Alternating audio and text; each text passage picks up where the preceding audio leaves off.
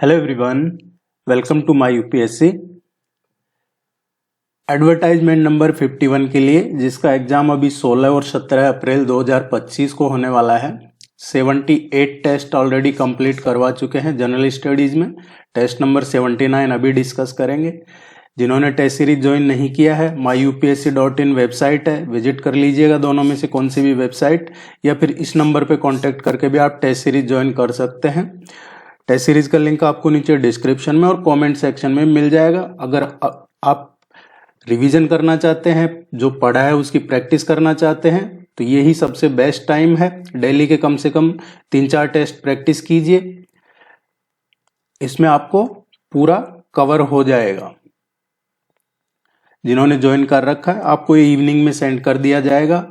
पहले भी किसी ने ज्वाइन किया है किसी पहले वाले बैच में और नहीं मिला है, तो देखिए कुछ लोग मैसेज करते हैं ईमेल आईडी, लेकिन साथ में अपना मीडियम भी जरूर बताया करें कि आपका ईमेल आईडी है और आपने ज्वाइन किया था कब और मीडियम कौन सा है, ताकि आसानी रहेगी भेजने में। अदरवाइज तो आप क्या करते हैं, ईमेल आईडी सेंड कर देते हैं, उससे फिर नहीं पॉसिबल होता है। तो आप इतना कीजिएगा। Let's begin. ये जो आज हम टेस्ट कर रहे हैं, ये पूरा पर्यावरण एनवायरनमेंट पे बेस्ड है पूरा टेस्ट, और इसमें लगभग 100+ एमसीक्यू हैं, 100 से ज्यादा, 110 115 के आसपास एमसीक्यू हैं। और पूरा आपके सिलेबस के हिसाब से आपके एग्जाम को ध्यान में रख के, जरूरी नहीं है कि पेपर पिछली बार आया था वैसा ही आए, हो सकता है उससे इजी पेपर आ जाए, हो सकता है उससे टफ पेपर आ जाए। तो इजी आए, वैसा ही आए या टफ आए, सबको ध्यान में रख के ही आपके सिलेबस के अकॉर्डिंग, आपके एग्जाम का जो लेवल है उसके अकॉर्डिंग ये क्वेश्चन तैयार किए हैं। Let's begin.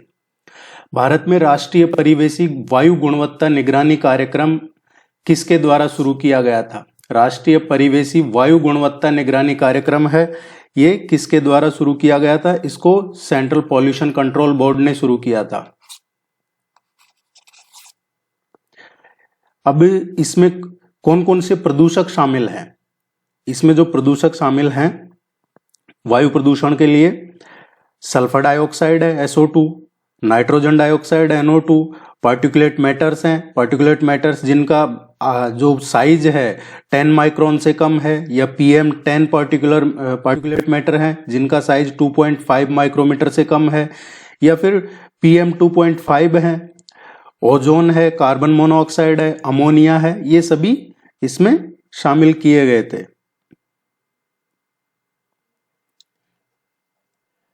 संयुक्त राष्ट्र जलवायु परिवर्तन संबंधी अभिसमय की रूपरेखा निम्न में से किस बैठक का प्रतिफल था? ये पूछा जा रहा है हमसे। संयुक्त राष्ट्र जलवायु परिवर्तन, United Nations framework convention on climate change, इसके बारे में पूछा जा रहा है। United Nations framework convention on climate change, तो ये किस बैठक में का नतीजा था? रियो शिखर सम्मेलन हुआ था। रियो शिखर सम्मेलन, जिसको हम अर्थ समिट भी कहते हैं, पृथ्वी शिखर सम्मेलन, और ये जून 1992 में रियो डी जेनेरियो ब्राजील में आयोजित किया गया था, और उसी का ही फल था ये। इसी में देखिए, फिर एक तो UNFCCC को अपनाया गया था। इसका उद्देश्य क्या था? ग्रीन हाउस गैस का उत्सर्जन है उसको नियंत्रित करना, और जो जलवायु परिवर्तन है उसके जो इफेक्ट है उनको कम करना। इसके अतिरिक्त एजेंडा 21 और जो जैव विविधता संधि है, एजेंडा 21 और जो जैव विविधता संधि है, वो भी इसी सम्मेलन के परिणाम थे। तो ये 3 चीजें ध्यान रखनी है आपको, रियो शिखर सम्मेलन या फिर पृथ्वी शिखर सम्मेलन। पिछली बार ये क्वेश्चन आया था अर्थ समिट का। एजेंडा 21, UNFCCC, ये इसी का ही परिणाम है। इकोसिस्टम अर्थात पारिस्थितिकी तंत्र शब्द किसके द्वारा प्रतिपादित किया गया था? इकोसिस्टम या फिर पारिस्थितिकी तंत्र शब्द है, ये आर्थर G टेंसले ने गढ़ा था। किसने? आर्थर G टेंसले का है ये शब्द। इसमें जो जैविक कारक हैं, जैसे जैविक कारक कौन से हैं? पौधे हैं, जानवर हैं और अन्य जीव शामिल हैं। इसमें जो अजैविक कारक हैं वो चट्टाने हैं, टेम्परेचर, आपकी ह्यूमिडिटी, इस तरीके के इसमें शामिल हैं। लेकिन ये पारिस्थितिकी तंत्र शब्द इन्हीं का है, ऑर्थर जी टेंसले का, 1935 का। जलवायु परिवर्तन संबंधी संयुक्त राष्ट्र फ्रेमवर्क कन्वेंशन निम्नलिखित में से किसका परिणाम था? तो ये क्वेश्चन हम अभी कर चुके हैं। पृथ्वी शिखर सम्मेलन अभी जो हमने किया वो रियो, और ये एक ही है 1992 में जो हुआ था, इसमें 170 के आसपास देशों ने पार्टिसिपेट किया था। पर्यावरण संरक्षण अधिनियम 1986 में अंतिम बार संशोधन कब किया गया था? जो एनवायरमेंट संरक्षण के लिए अधिनियम था 1986 का, इसमें कब संशोधन किया गया था अंतिम बार? इसमें अंतिम बार जो संशोधन किया था 1991 में किया गया था, इसमें आखिरी बार संशोधन।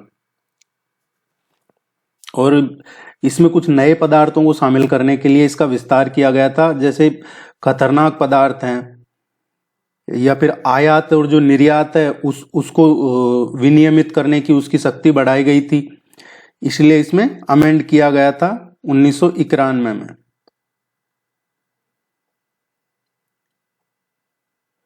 स्थायी कार्बनिक प्रदूषकों पर स्टॉकहोम समझौते पर किस वर्ष हस्ताक्षर किए गए थे?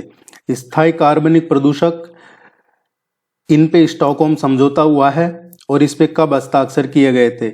इस पे 2001 में, इस पे 2001 में हस्ताक्षर किए गए थे, और ये लागू कब हुआ था? ये लागू हुआ था 2004 में। ये किस चीज से है? मानव स्वास्थ्य और पर्यावरण को जो लगातार होने वाले कार्बनिक प्रदूषक हैं उनसे बचाने के लिए एक बहुपक्षीय पर्यावरण समझौता है। इसी में देखा जाए तो जैसे इसी से ही संबंधित कौन सा है? बेसेल संधि हुई थी 1989 में, हस्ताक्षर हुए थे उस पे। इंटरनेशनल संधि है, अंतर्राष्ट्रीय संधि है बेसेल संधि भी। और बेसेल संधि कब लागू हुई थी? 1992 में। वो भी खतरनाक कचरे के प्रति जो प्रतिकूल प्रभाव है मानव स्वास्थ्य और पर्यावरण से संबंधित है, बेसेल संधि भी।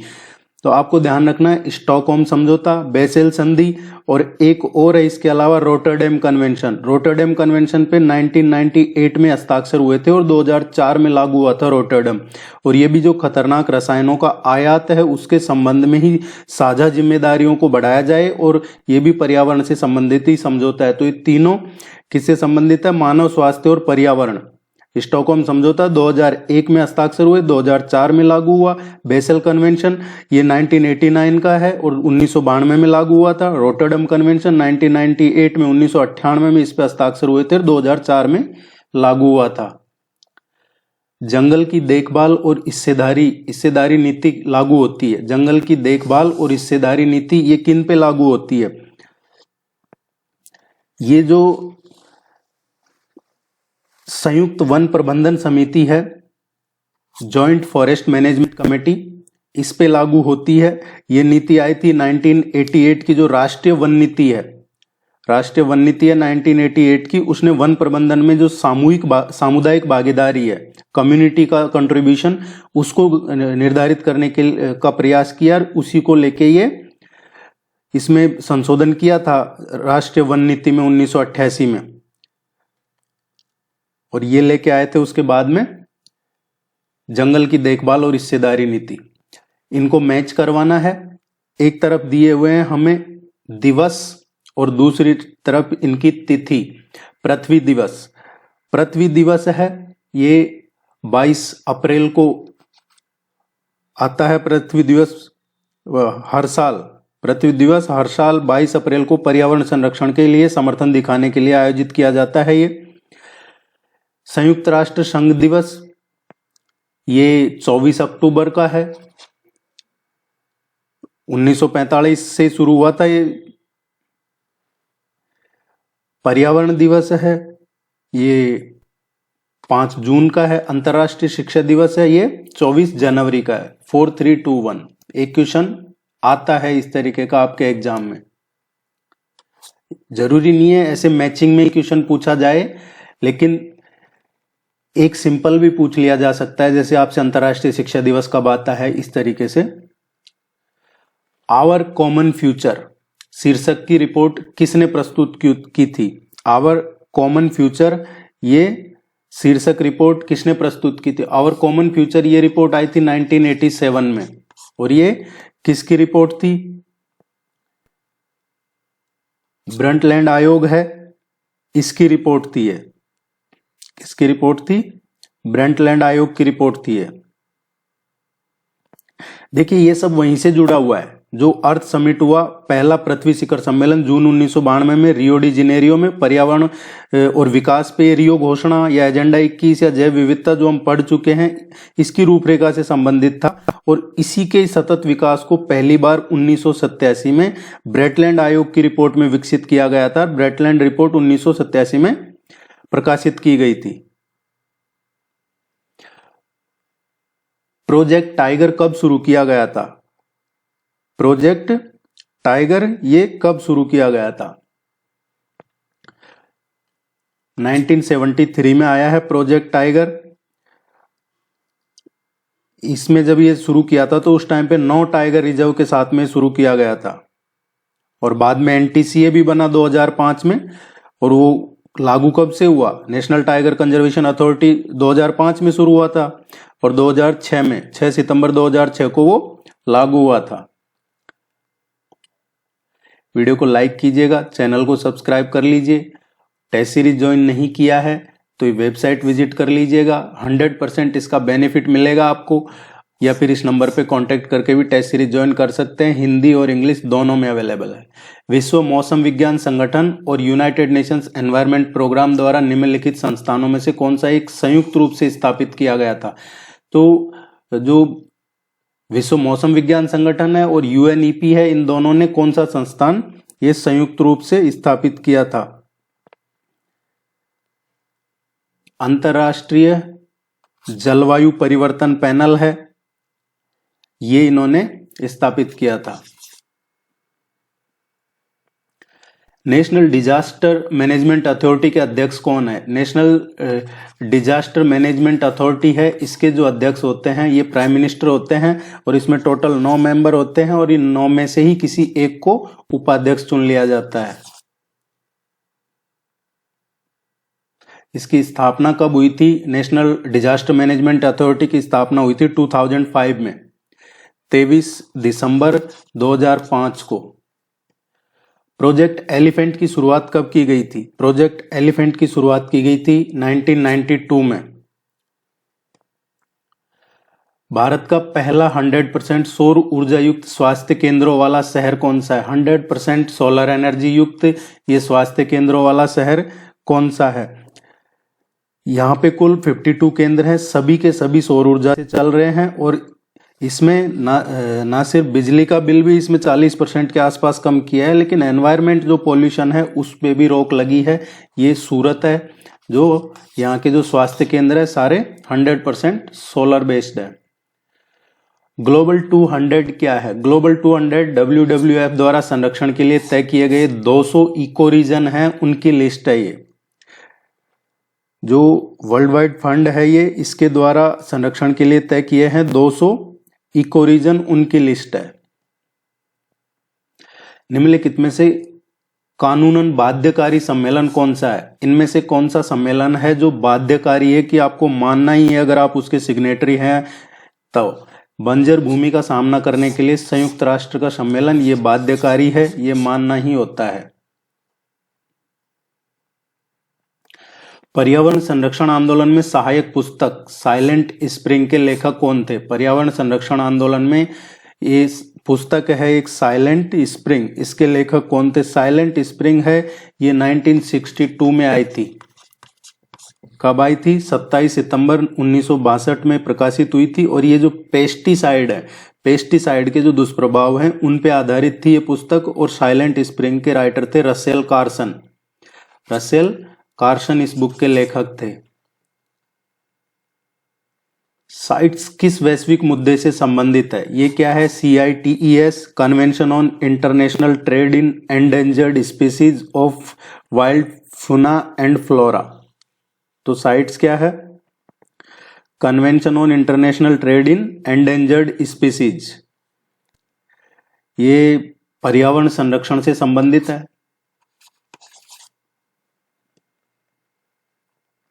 ग्रीन हाउस प्रभाव पर निम्नलिखित कथनों पर विचार करना है, और सही कौन सा है हमें ये बताना है, कौन सा कथन इसमें सही है। ग्रीन हाउस प्रभाव पृथ्वी और शरीर को ठंडा करता है। तो ये बिल्कुल सही है। ग्रीन हाउस प्रभाव क्या है? एक ऐसी प्रक्रिया है, ये तब होती है जब किसी खगोलीय पिंड के सूर्य से ऊर्जा को उस पिंड के ऊपरी वायुमंडल द्वारा अवशोषित या बिखेर दिया जाता है, जिससे क्या होता है कि वह ऊर्जा ऊतक तक नहीं पहुंच पाती है और उसके परिणाम स्वरूप उसकी जो सरफेस है, उसका जो सतह है, वो ठंडी हो जाती है। ये होता है एंटी ग्रीन हाउस प्रभाव, जो ग्रीन हाउस प्रभाव के विपरीत होता है। तो ग्रीन हाउस प्रभाव में पृथ्वी और शरीर को ठंडा करता है, ये सही है। जबकि एंटी ग्रीन हाउस प्रभाव क्या है? जब कोई खगोलीय पिंड सूर्य की ऊर्जा को उस पिंड के ऊपरी वायुमंडल द्वारा अवशोषित करता है, बिखेर दिया जाता है, तो ऊर्जा उस सरफेस तक नहीं पहुंचती है और जिसकी वजह से वो सतह ठंडी हो जाती है। तो ये अलग अलग है, दोनों पढ़िएगा, ग्रीन हाउस और एंटी ग्रीन हाउस प्रभाव पृथ्वी पर देखे जाने वाली घटना नहीं है। पृथ्वी पर देखे जाने वाली घटना ये नहीं है। एंटी ग्रीन हाउस प्रभाव इंफ्रा रेड वेव्स है, जो इंफ्रालाल तरंगें हैं, उनके लिए ग्रह या शरीर के वायुमंडल की अस्पष्टता के कारण है। एंटी ग्रीन हाउस प्रभाव क्या है, जिसको अभी हमने पढ़ा। अब जैसे देखिए, एक एग्जांपल लेते हैं एंटी ग्रीन हाउस का। अगर हमसे पूछा जाए कि इनमें से कहाँ पे एंटी ग्रीन हाउस इफेक्ट होता है, तो जो शनि है, शनि का चंद्रमा है टाइटन, शनि का चंद्रमा है टाइटन, वहां पे ये एंटी ग्रीन हाउस इफेक्ट पाया जाता है। शनि का जो टाइटन है, शनि का जो चंद्रमा है टाइटन, वहां पे ग्रीन हाउस और एंटी ग्रीन हाउस दोनों इफेक्ट मौजूद है। टाइटन का जो समताप मंडल है, उसमें कार्बनिक एरोसोल कणों से जो बनी धुंध है, एक साथ सौर विकिरण को अवशोषित करती है, और जो टाइटन है उसकी सतह से ऊर्जा के लिए लगभग पारदर्शी होती है ये, और ये सतह पे पहुंचने वाली सौर ऊर्जा को कम करने का काम करता है और ऊर्जा को बाहर निकाल देता है, जिससे टाइटन की सतह ठंडी हो जाती है। टाइटन में ग्रीन हाउस और एंटी ग्रीन हाउस प्रभाव दोनों होते हैं, जो एक दूसरे के साथ प्रतिस्पर्धा करते हैं। ग्रीन हाउस प्रभाव टाइटन को लगभग 21K तक गर्म कर देता है, ग्रीन हाउस की बात कर रहे हैं। जबकि एंटी ग्रीन हाउस क्या करता है? एंटी ग्रीन हाउस है ये टाइटन का जो एंटी ग्रीन हाउस प्रभाव की वजह से टाइटन है, ये 9K तक ठंडा हो जाता है। इसलिए यहाँ पे अगर शुद्ध वार्मिंग की बात की जाए हम, तो ये 21K तक इसको गर्म कर देता है और 9K तक ठंडा कर देता है।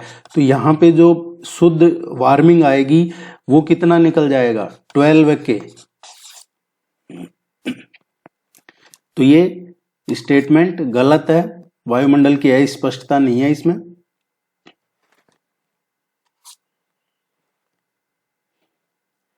पश्चिमी घाट पारिस्थितिकी विशेषज्ञ पैनल के अध्यक्ष कौन थे?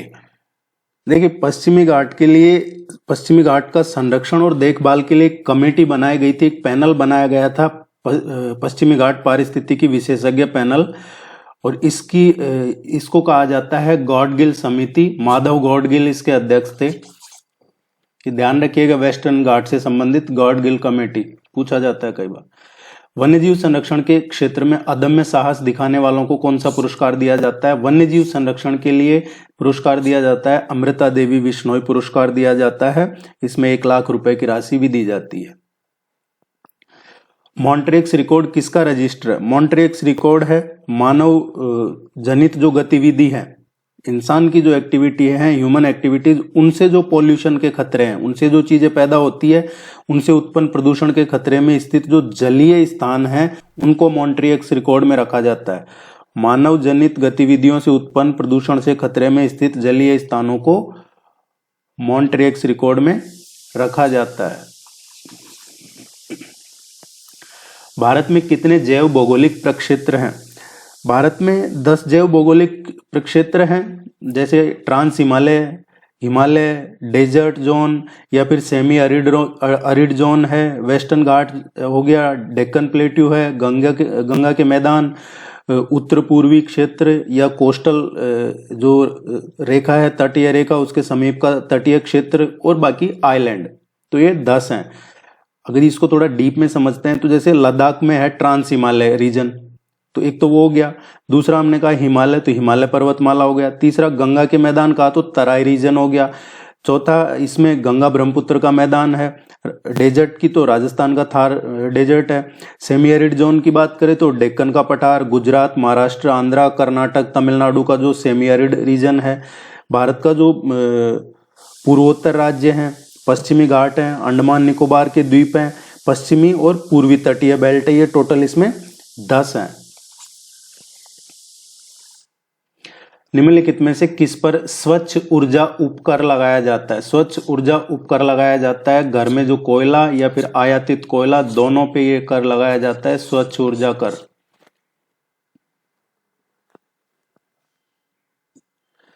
डीडीटी कौन सा प्रदूषण उत्पन्न करता है? डीडीटी से कौन सा प्रदूषण उत्पन्न होता है? डीडीटी क्या होता है? डाइफिनाइल ट्राइक्लोरोएथेन, एक रंगहीन, स्वादहीन और लगभग गंधहीन रासायनिक यौगिक है। यूं कह सकते हैं ये एक कार्ब क्लोराइड है जो समुद्री जीवों सहित कई तरह के जीवों के लिए जहरीला है ये, और ये आसानी से अवशोषित होता है कहाँ? मिट्टी और तलछट में। तो ये वायु, जल और मिट्टी।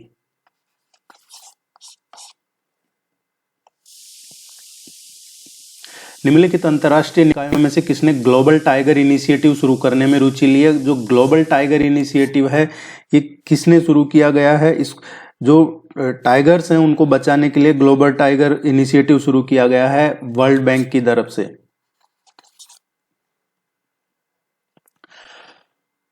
परम्बिकुलम वन्यजीव अभ्यारण्य कहाँ पे है? परम्बिकुलम वन्यजीव अभ्यारण्य ये पालुक्कुड़ डिस्ट्रिक्ट में है, लगभग 90 स्क्वायर किलोमीटर में फैला हुआ है, पालुक्कुड़ डिस्ट्रिक्ट में है। और ये पालुक्कुड़ कहाँ है? केरला में है। चर्चा में था इसलिए क्वेश्चन लेके आए हैं। निम्नलिखित पर ध्यान दीजिए। समुदाय रिजर्व, पारिस्थितिकी संवेदनशील क्षेत्र, जीवमंडल रिजर्व, वन्यजीव पर्यावरण संरक्षण से संबंधित उपरोक्त में से कौन सा भारत में तय किया गया है?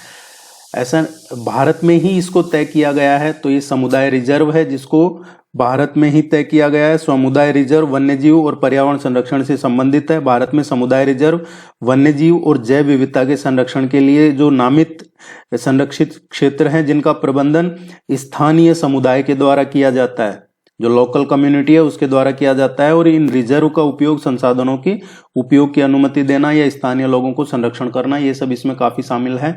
तो ये भारत में ही तय किया जाता है, ए इसका करेक्ट है।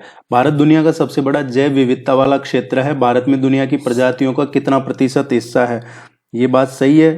भारत में दुनिया की लगभग 2.4% लैंड है, जबकि 7 से 8% प्रजातियां भारत में हैं। लगभग 45,000 से ज्यादा पौधे और 80,000 से ज्यादा जानवरों की प्रजातियां 7 से 8% इंडिया में हैं।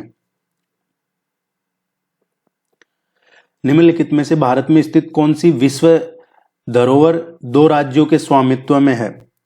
एक तो ये 2 राज्यों के स्वामित्व में है और दूसरा वर्ल्ड हेरिटेज साइट है। कालका शिमला रेलवे का आपने नाम सुना होगा। कालका शिमला रेलवे ये 2 राज्यों के बीच में एक अलग अनोखी तरह की रेल लाइन है ये, और ये शुरू की गई थी 1896 में, और इसको 2008 में विश्व धरोहर स्थल घोषित किया गया था। इसमें लगभग डेली 2000 के आसपास लोग इसमें ट्रेवल करते हैं। कालका हरियाणा और शिमला हिमाचल प्रदेश।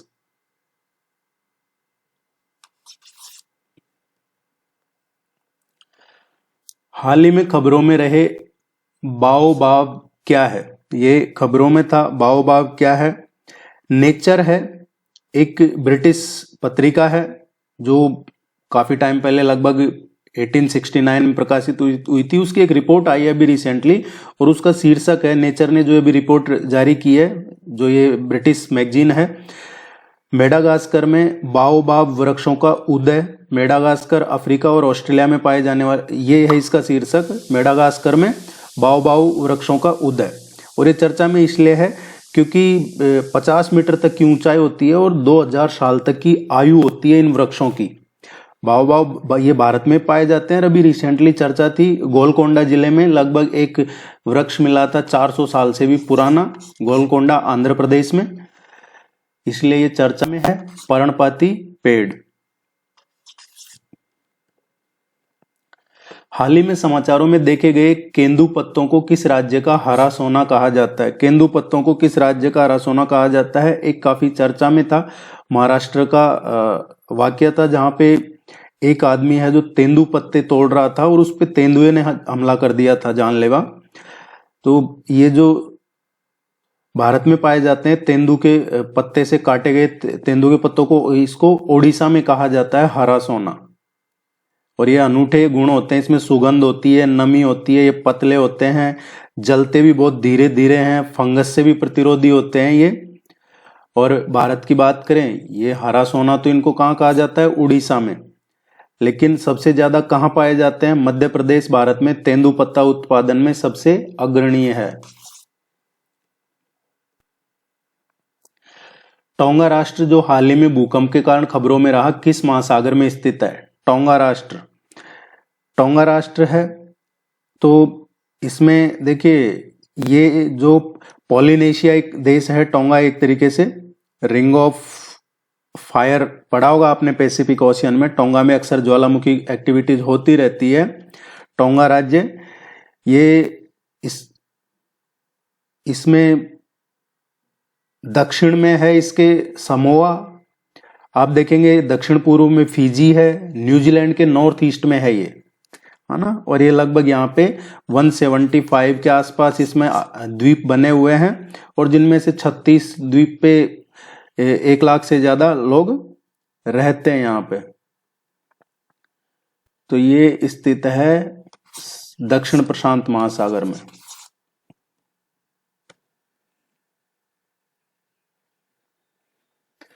उत्तर पूर्व भारत में निम्न प्रजातियों में से कौन से जंगलों में पाए जाते हैं? नॉर्थ ईस्ट की बात हो रही है, कौन से पाए जाते हैं? टोका गेको है ये, लाल पांडा, होलॉक गिब्बन। हम पढ़ रहे हैं नॉर्थ ईस्ट की जंगलों में।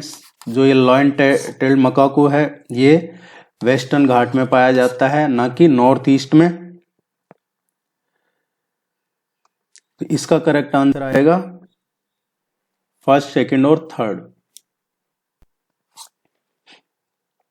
आपसे रिक्वेस्ट है, वीडियो को लाइक कीजिएगा, चैनल को सब्सक्राइब कर दीजिए। बहुत सारे लोगों ने चैनल सब्सक्राइब नहीं किया है। इस वेबसाइट पे विजिट करके, इस नंबर पे कांटेक्ट करके टेस्ट सीरीज ज्वाइन कर लीजिएगा।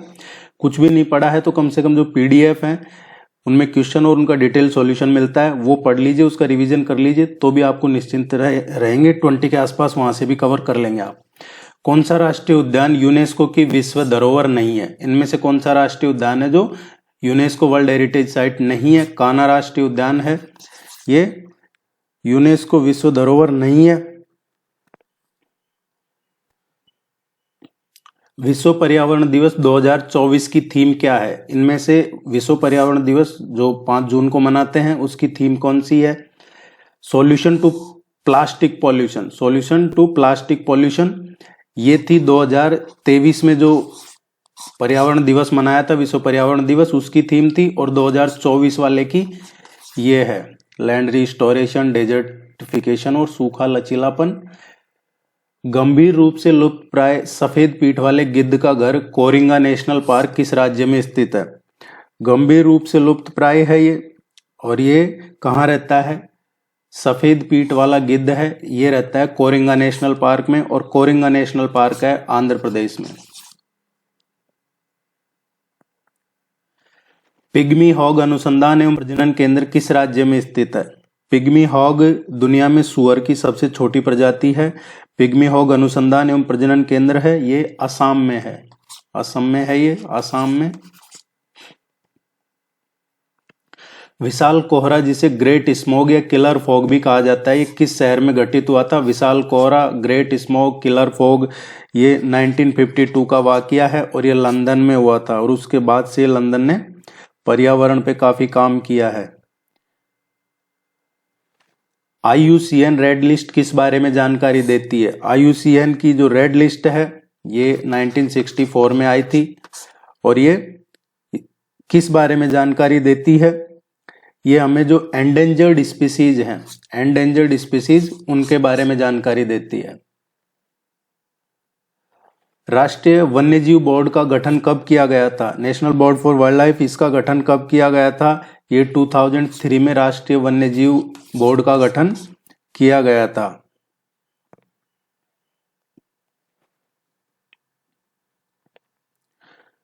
दुर्गेश अरण्य प्राणी उद्यान, दुर्गेश अरण्य प्राणी उद्यान किस राज्य में स्थापित किया जा रहा है? दुर्गेश अरण्य प्राणी उद्यान है ये हिमाचल प्रदेश में स्थापित किया जा रहा है, हिमाचल प्रदेश कांगड़ा में। इसको जो ग्रीन सर्टिफाइड होगा, ये जो हरित प्रमाणित वन्यजीव उद्यान है उनमें ये काफी अग्रणीय हो जाएगा। दुर्गेश अरण्य ये Himachal Pradesh. Green credit programme किस मंत्रालय द्वारा शुरू किया गया था? ग्रीन क्रेडिट प्रोग्राम है, इसको पर्यावरण, वन और जलवायु परिवर्तन मंत्रालय द्वारा इसको शुरू किया गया था।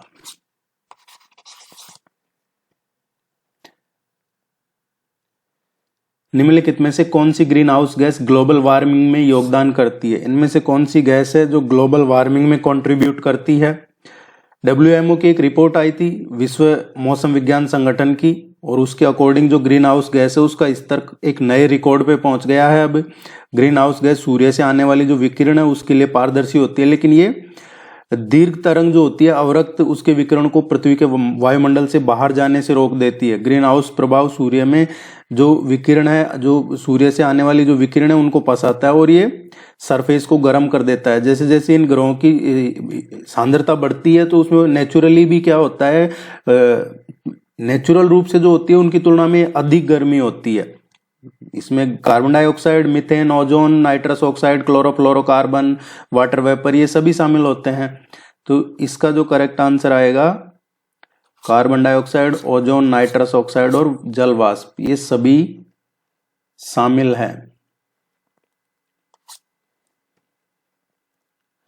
भारत के निम्नलिखित क्षेत्रों में किसमें मैंग्रोव वन, सदाबहार वन और पर्णपाती वन का संयोजन है?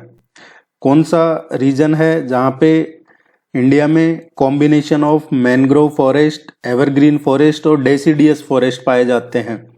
ये तीनों पाए जाते हैं अंडमान निकोबार आइलैंड्स।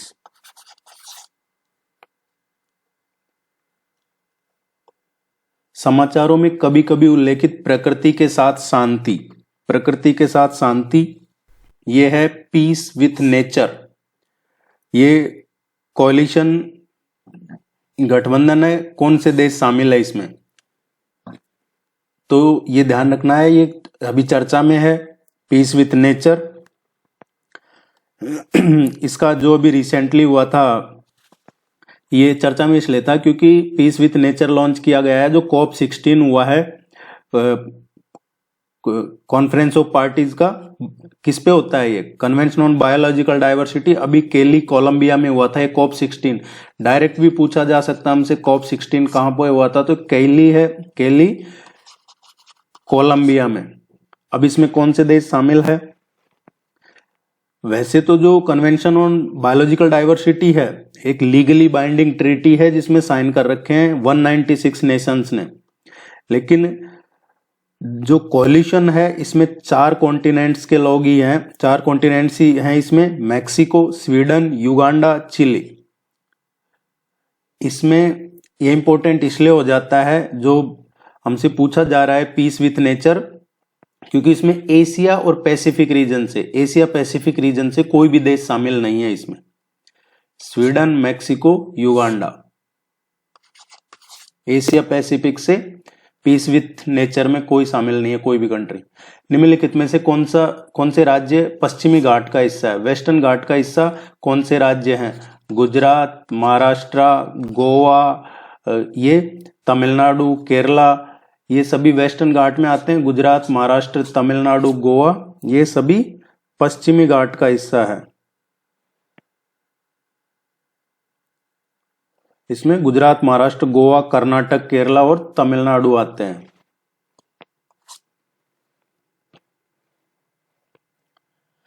मानस राष्ट्रीय उद्यान के बारे में निम्नलिखित में से कौन सा कथन सही है? मानस राष्ट्रीय उद्यान के बारे में कौन सा कथन इनमें से सही है?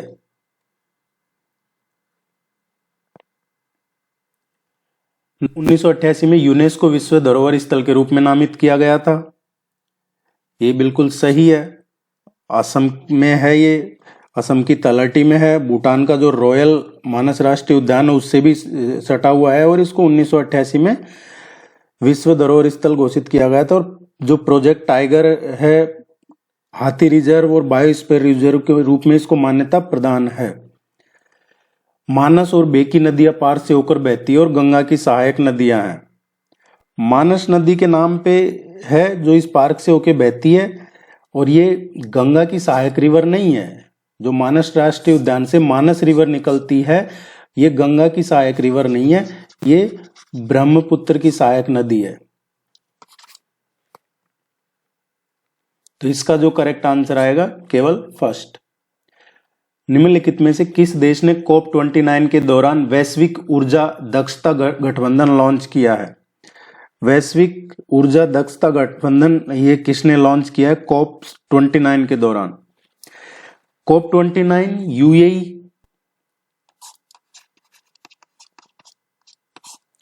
संयुक्त अरब अमीरात ने COP 29 के दौरान वैश्विक ऊर्जा दक्षता गठबंधन स्थापित करने की जो महत्वाकांक्षी पहल है वो शुरू की है।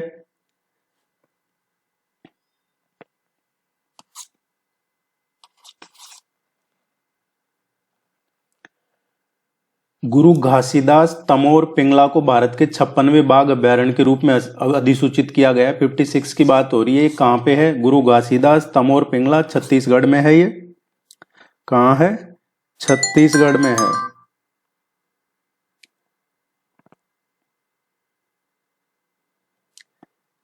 छोटा नागपुर प्लेट्यू है, आपका बघेलखंड प्लेट्यू है, या फिर जो छत्तीसगढ़ का महेंद्रगढ़, चिरमिरी, भरतपुर, कोरिया, सूरजपुर, बलरामपुर, ये जो डिस्ट्रिक्ट है इनमें है ये। निम्नलिखित में से कौन सा ग्रीन हाउस गैसों के उत्सर्जन में सबसे अधिक योगदान करता है? सबसे अधिक योगदान करता ग्रीन हाउस गैसों के उत्सर्जन में चाइना है। चाइना और यूएस में कंपटीशन लगा रहता है इसमें। हानि और क्षति निधि के बारे में निम्नलिखित में से कौन सा कथन सही है? हानि और क्षति निधि, देखिए ये क्या है? लॉस एंड डैमेज फंड है। लॉस एंड डैमेज फंड, इसकी स्थापना दुबई में आयोजित COP 26 के दौरान की गई। तो इसमें सही बताना है हमें। यह एस्टैब्लिश किया गया था COP 27 के टाइम पे।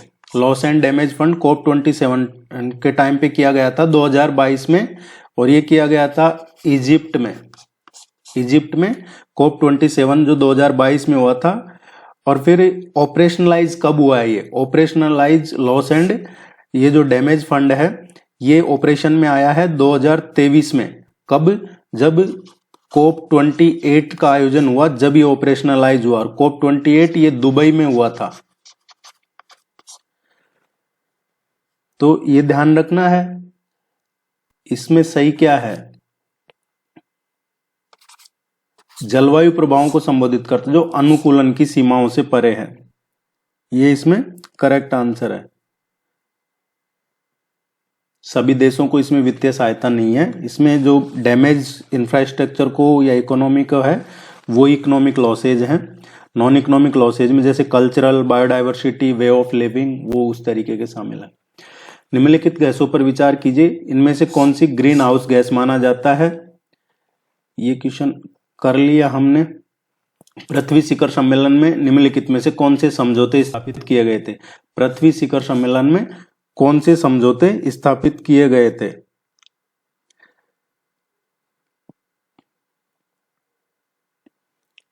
इसमें मरुस्थलीकरण से निपटने के लिए संयुक्त राष्ट्र सम्मेलन, ये भी अर्थ समिट में ही आया था। और जैव विविधता पे सम्मेलन, ये हम पढ़ चुके हैं। पारा पर मीनामाता सम्मेलन इससे संबंधित नहीं है।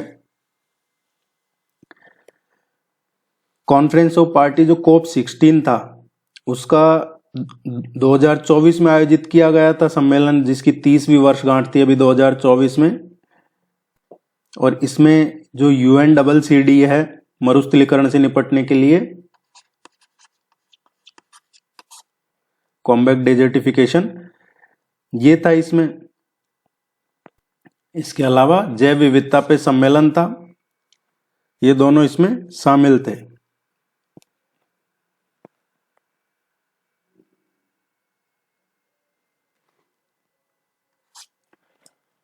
पारंपरिक मानव जीवन के साथ साथ जैव विविधता के संरक्षण के लिए महत्वपूर्ण रणनीति निम्नलिखित की स्थापना है।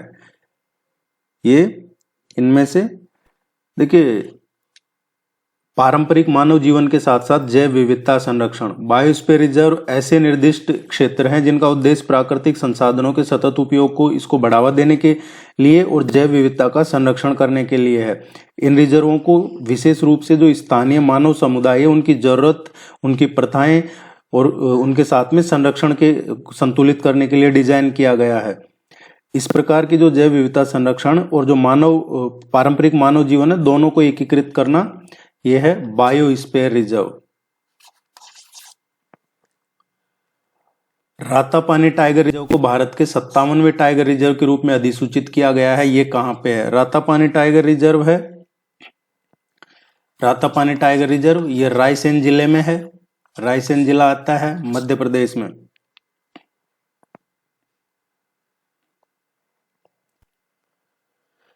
पश्चिमी घाट के संदर्भ में कौन सा कथन निम्नलिखित में से सही है? पश्चिमी घाट के बारे में सह्याद्री रेंज के रूप में जाना जाता है इसको, तो ये तो बिल्कुल सही है। पश्चिमी घाट को सह्याद्री भी कहा जाता है। ये 6 भारतीय राज्यों में फैला हुआ है।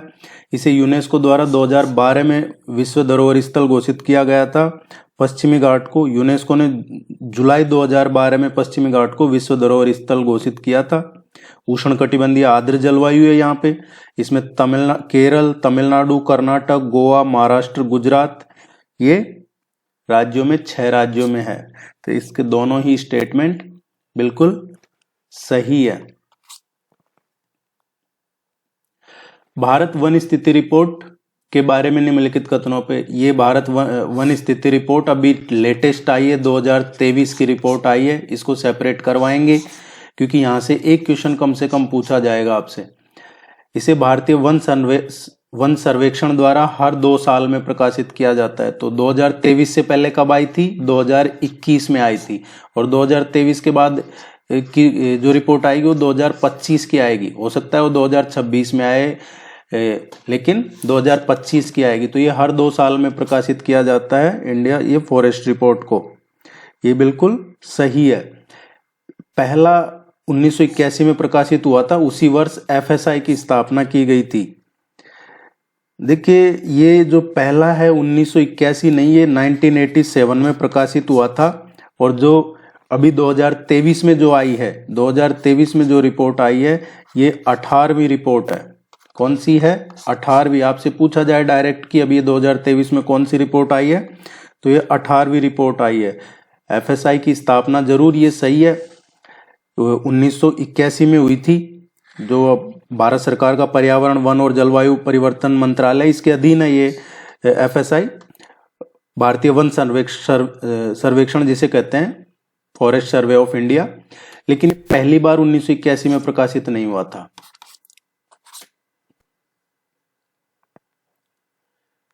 शेर पूंछ वाले मकॉक के संदर्भ में निम्नलिखित कथनों पर विचार करें। इसे IUCN रेड लिस्ट में गंभीर रूप से लुप्त प्राय प्रजातियों के रूप में वर्गीकृत किया गया है। इसको भारत के पश्चिमी घाटों के लिए स्थानिक है। तो इसमें जो इसका स्टेटस है, ये रेड लिस्ट में लुप्त प्राय के रूप में वर्गीकृत किया गया है। IUCN में इसको गंभीर रूप से लुप्त प्राय प्रजातियों में नहीं लिया गया है, इसको लुप्त प्राय प्रजातियों में लिया गया है।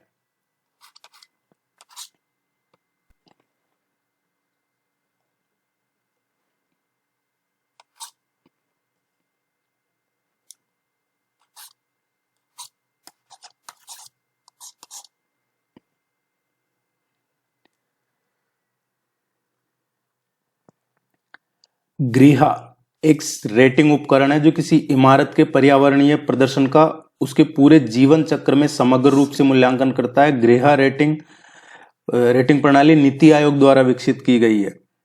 तो ये देखना है इनमें से कौन सा सही है। गृह ये एक एकीकृत आवास मूल्यांकन के लिए रेटिंग का जो शॉर्ट फॉर्म है वो है। एक्चुअली गृह एक संस्कृत शब्द है और इसका अर्थ क्या होता है? निवास। तो इसमें पहला तो सही है, लेकिन ये नीति आयोग द्वारा विकसित नहीं की गई है। ये नीति आयोग ने इसको विकसित नहीं किया है। ये जो नवीन और नवीकरणीय ऊर्जा मंत्रालय है, रिन्यूएबल एनर्जी वाला, उसने इसको डेवलप किया है। 34 टोटल इसमें मानदंड हैं।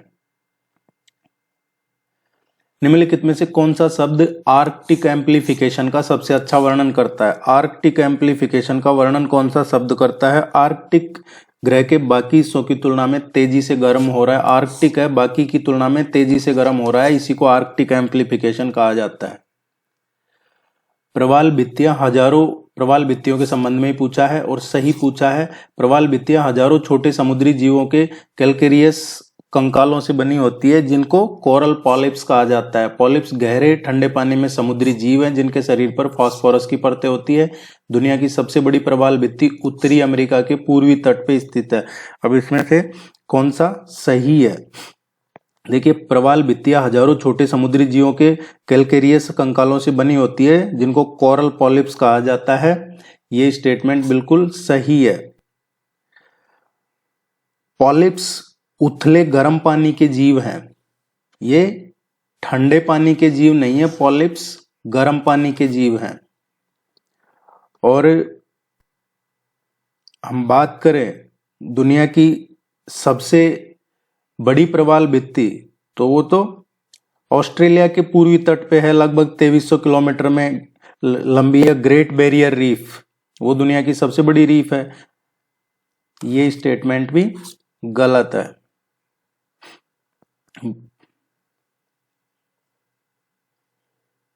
वह वैश्विक समझौता है प्रोटोकॉल जिसने ओजोन परत को नष्ट करने वाले पदार्थों के उत्पादन और खपत को चरणबद्ध तरीके से समाप्त करके समताप मंडल की ओजोन परत को सफलतापूर्वक संरक्षित किया है।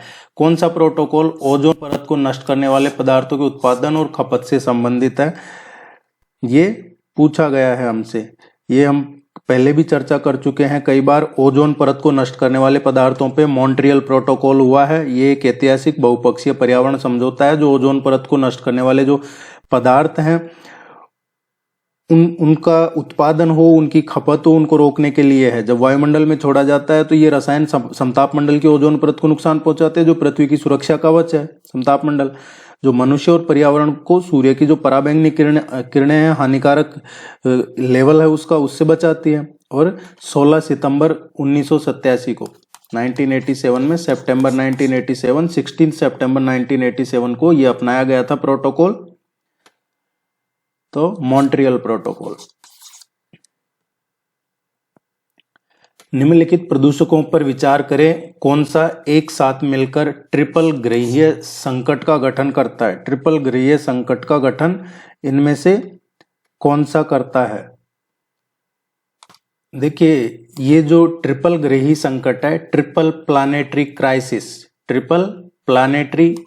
क्राइसिस है ये।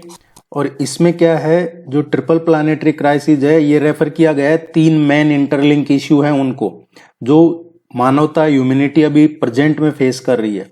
और इसमें क्या है, सबसे पहले क्लाइमेट चेंज आता है, पॉल्यूशन है, और तीसरा बायोडाइवर्सिटी का लॉस हो रहा है। पॉल्यूशन, क्लाइमेट चेंज और लॉस ऑफ बायोडाइवर्सिटी, ये तीनों ही चैलेंज है अभी। इनको कहा जाता है ट्रिपल प्लानेटरी क्राइसिस। ये बिल्कुल ध्यान रखिएगा, ट्रिपल प्लानेटरी क्राइसिस।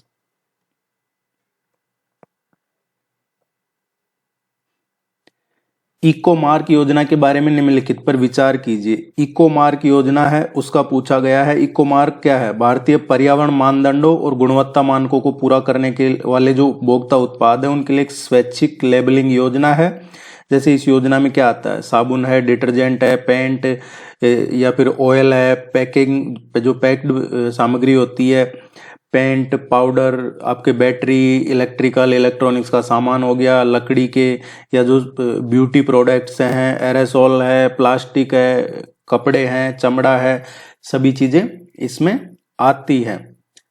तो इसका जो करेक्ट आंसर आएगा ये आएगा इकोमार्क, ये और इसमें भारतीय मानक, तो दोनों ही सही है, इसमें सी इसका करेक्ट आंसर आएगा।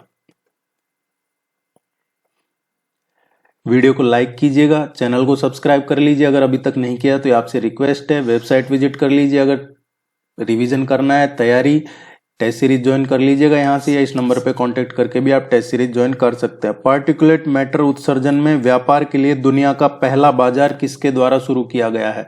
पार्टिकुलेट मैटर उत्सर्जन में व्यापार के लिए दुनिया का पहला है, ये किसने शुरू किया है? गुजरात सरकार ने सूरत में ये पार्टिकुलेट मैटर उत्सर्जन में व्यापार के लिए दुनिया का पहला बाजार शुरू किया है। और इसमें जो उद्योग है उनके लिए परमिट है, इसमें खरीदने और बेचने की अनुमति देकर ही इसमें वायु प्रदूषण को कम किया जाएगा, ऐसा कहा जा रहा है।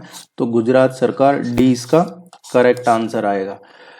जिन्होंने ज्वाइन कर रखा है आपको ये सेंड कर दिया जाएगा आज इवनिंग में, और जिन्होंने पूरे मैसेज नहीं किए हैं, आप फिर से रिक्वेस्ट है, कभी भी ज्वाइन किया हो आप अपना इस नंबर पे ईमेल आईडी भेज दीजिए, लेकिन साथ में लिखिएगा कब ज्वाइन किया है और मीडियम स्पेशली मेंशन कीजिएगा। अगर मीडियम मेंशन नहीं करते हैं तो फिर नहीं भेज पाते हैं। Thank you very much, good luck.